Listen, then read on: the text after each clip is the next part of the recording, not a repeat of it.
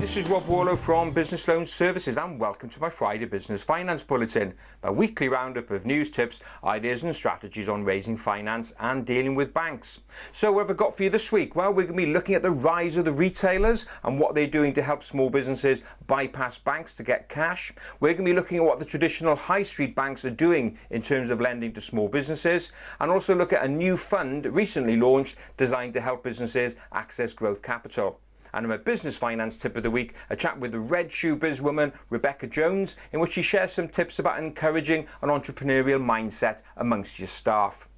So let's start off with the rise of the retailers. Now, news out this week that Amazon is going to launch its small business lending program in the UK.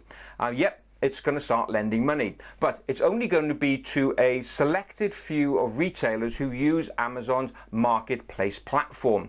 And what it's designed to do, Amazon are going to lend money to selected firms who exhibit frequent buying and a good profile generally on the marketplace, and they're going to lend them money to encourage them to buy more stock and obviously increase the amount of business that they do with Amazon. It's a great example again of these new disruptors coming in, disrupting the marketplace and going direct to people who need money, and so bypassing the banks. Well, how's it going to work? Well, Amazon are going to lend anywhere roughly between £600 up to a maximum of about 450k. Interest rate, not bad, 5.9% seems to be the figure that's being bandied about, and an arrangement fee of 1%. No early repayment. But here's the great thing. Many people are saying, well, Amazon, they are not lenders. How on earth are they going to assess whether one of their clients is creditworthy? Well, here's the great thing, of course. The repayments to the loans are going to be taken direct from the money that the business owner gets on the marketplace. It's brilliant. All that Amazon have to do is take the money when the sales income comes in. Risk-free almost. So a great example there, and alongside the examples of Alibaba and also PayPal, who have launched similar schemes as well. So if you are a small business that trades on the Amazon marketplace, just check it out, see if you'll be eligible. It'll be a great way of you getting finance in order to ramp up your turnover. Now, what about the traditional high street banks? Well, the latest figures from the Bank of England came out for the amount of money that banks have in the marketplace lent out to businesses as at the end of May. Now, the stat I'm going to give you is for the SME businesses, small and medium-sized enterprises. And interestingly, the Bank of England describes SMEs as those turning over less than £25 million. That's considered small and medium. So what have banks done at the end of May? Well, for SMEs, the total stock of money currently out there for banks is about £168 billion. Now, that's a £100 million increase on the month before. So some sort of an increase there. But compared to May 2014, the overall stock of money has shrunk by about 0.7%. So just under 1% shrinkage. Now, you may think, but that's going backwards. But I had a look back at the stats to May 2014, and then the shrinkage compared to the previous 12 months was 2.8%. So we've gone from a decline of 2.8 to a decline of 0.7. So while still a shrinkage, much more smaller percentage now, so the banks are beginning to gain some ground. So my message to you, as always, is don't assume that the bank's going to say no. Put your business plan together, get your accounts up to date, and try them out. But of course, mixing and matching with some alternative funding as well. Which leads me on to the next bit of news about a new fund being launched by Enterprise Ventures, based up in the Northeast. They already have a number of packages designed to help businesses access finance via direct loans that they give. And they've just put a new pack together of about £40 million fund ready to launch out for businesses across the UK in all sectors. The money's been coming from Santander as part of their breakthrough programme, so they've dobbed a bit in, and also from the Greater Manchester Pension Fund. So that £40 million is designed to help businesses either with acquisitions, capital purchases, business development costs, whatever it may be. The criteria though is a little bit tough. You've got to have a minimum operating profit of £100,000 and a minimum turnover of £1 million.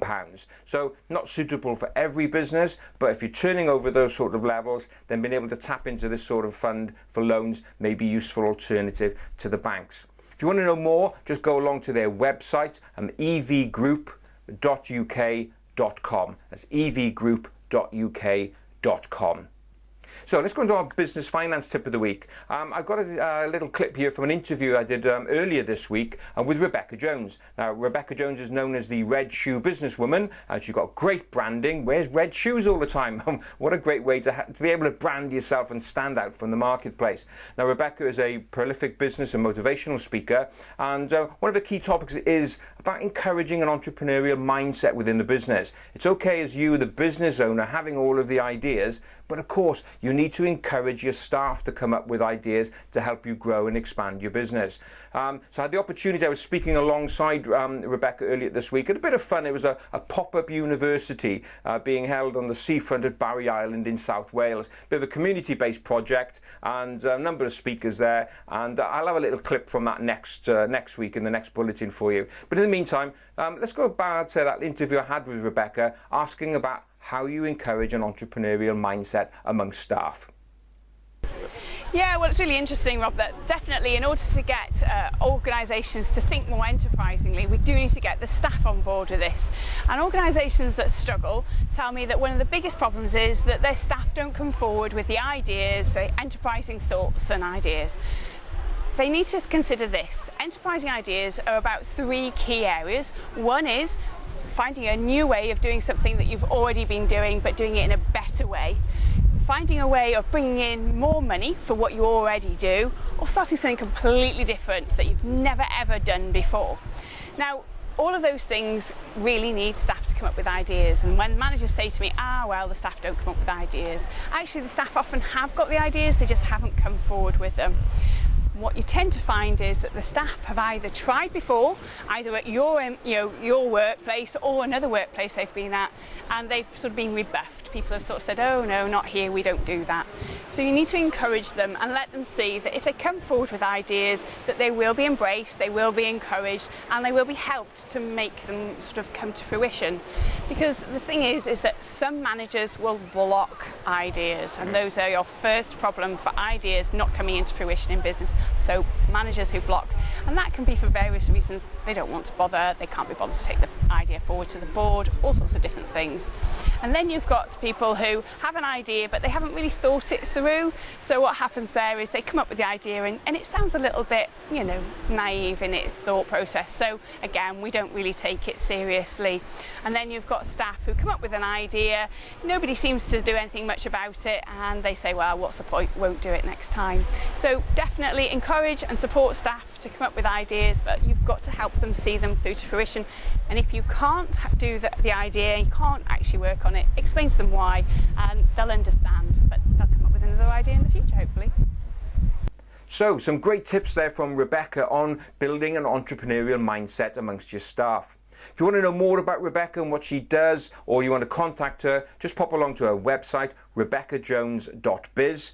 You can also follow her on Twitter at Red Shoe Biz Woman. So that's it for this week. Thanks very much for joining me, and please, as ever, if you did enjoy the video, please share it amongst your colleagues, give it some likes as well, and don't forget you can also get the podcast version available on our SoundCloud page and also on iTunes. Just search for Business Finance Bulletin. So that's it for me. Thanks very much indeed for watching and listening. I look forward to being with you again next Friday, and have a great, successful and profitable week. Bye bye now.